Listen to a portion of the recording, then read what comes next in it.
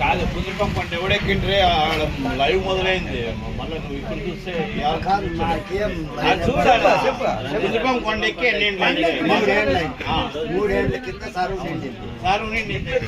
చెరువు పట్టావు చెరువు నిండి ఎవరికి కుందిరి పండుది కుందిరి చెరువు వంక ఏదంటావు ఏమో చెరువు అంటావు సరువు అంటావు చెరువు నిండి ఊరిగప్ప అంటే మాన్పూర్ వాళ్ళు మాత్రమే మాన్పూర్ వాళ్ళు ఎక్కితేనే మాత్రమే ఆ చెరువు నిండేది.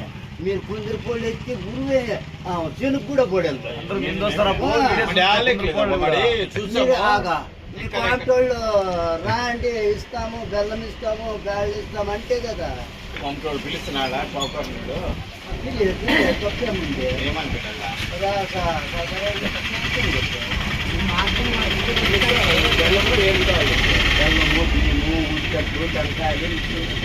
ఎన్ని కావాలి బెల్లం ఎంత కావాలో ఉసిపెట్టు ఎంత కావాలి నేనే ఇప్పిస్తాను.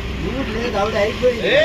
వాన ఎవడన్నా ఓ చూడే వాన చెరువు నిండి అట్లా వస్తుందని చెప్పినావు కదా. అప్లై పళ్ళు కూడా వినండి. కాదపా ఇప్పుడు ఇస్తాము నువ్వు ఎక్కుతావు కొండ ఎవడు పోతావు మాట్లాడేదంతా తీసుకుంటా చూపి అప్లై పళ్ళు ఆయన చూపి వీడియో అంతే అదే ఆయన చూపి ఇట్లా వీడియో అట్లా ఆవిడే అప్లై పళ్ళు చెరువు కూడా నిండకి ఈయన కుందిరిపం పూజారి అబ్బా ఆయన కావాలంటే 10 కేజీలు అక్కడ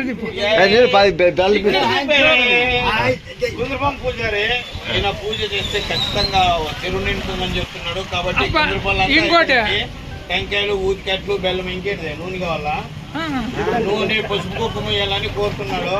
నీ పేరు చెప్పాడా నీ పేరు